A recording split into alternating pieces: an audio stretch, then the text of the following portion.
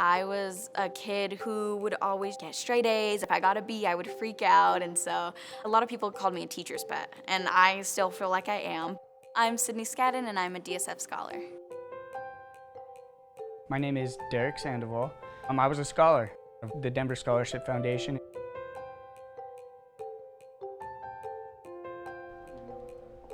Oh, look, here we are.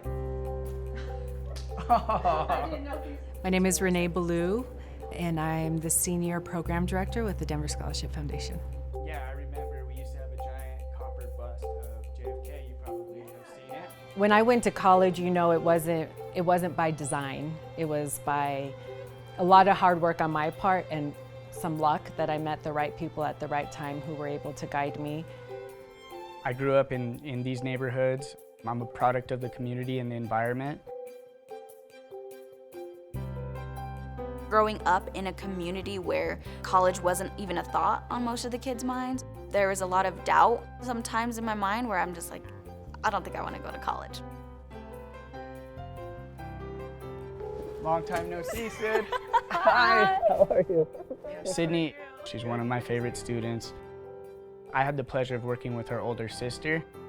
She brought in Sydney to introduce, like, hey, this is the college guy. This is the guy that's going to help you pursuing a post-secondary education. My mom, she had us at a very young age. She had my sister when she was 18. My dad, he was never really in my life. Seeing her raising 3 girls, she didn't have a lot of opportunity to, go to college or work at the job she wants to work at. And so she always told us, like, you're gonna go to college no matter what. But there was always just a lot of doubt. For me personally, it's pretty cool to be the trailblazer in my family. Both of my parents, it was always, you have to have these grades, you have to have your homework done before you go out inside and play. But my family and I didn't know how to navigate the process or how we would, ultimately pay for college. I remember when you first came into the Future Center, you seemed a little unsure what the Future Center was, what the Denver Scholarship Foundation was. And I know, like, there were some times where you thought, how am I going to do this? Why am I here? You know that not only did I work here, but I also graduated from Kennedy.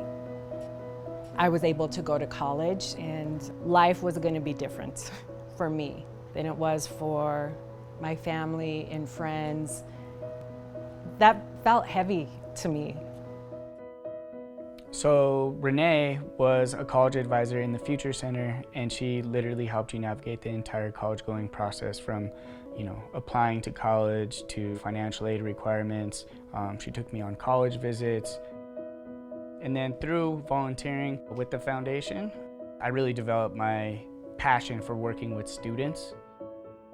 And that's when I knew I was like, hey, I want to be the next Renae.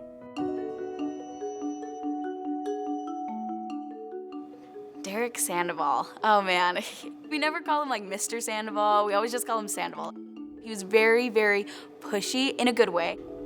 He was like, okay, you better start looking if you're gonna be in the Future Center. This is your time to look for colleges you wanna go to, find what you wanna do.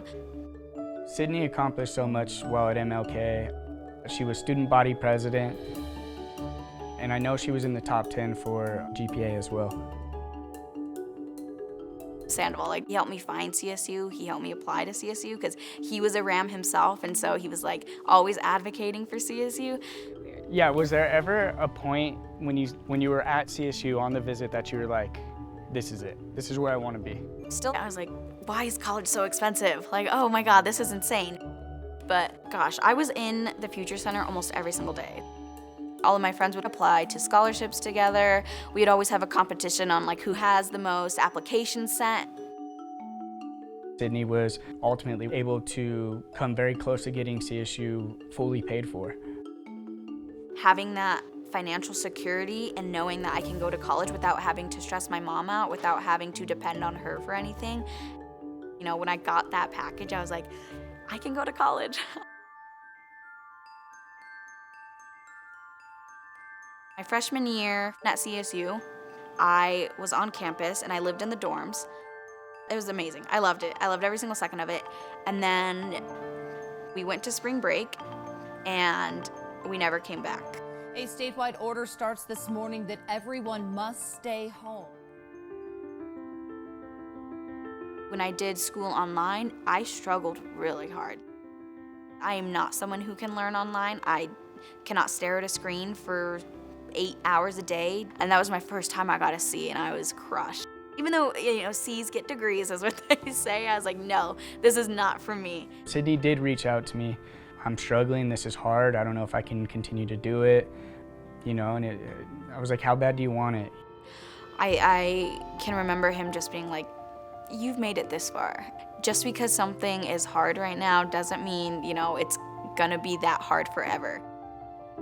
I think just him always being there for me and always just being really straight up with me about everything has helped me be able to get to where I'm at and almost graduating, so yeah. You were very easy to work with because you always followed through. Renae, my first semester of college, I didn't do very well. For a number of reasons, I just felt like I had imposter syndrome, didn't feel like I fit in, belonged there.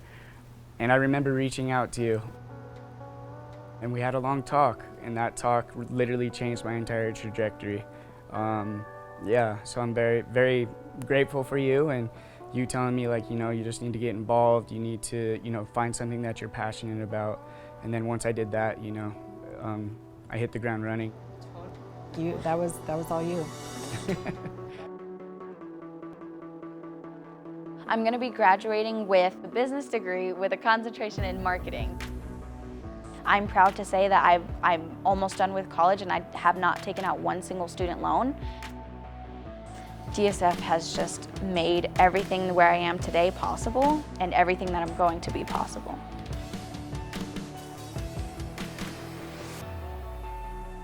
The work that we're doing is hard.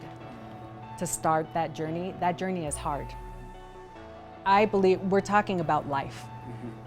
To have a meaningful life, a life of freedom, a life of your choosing. That's really what it's all about.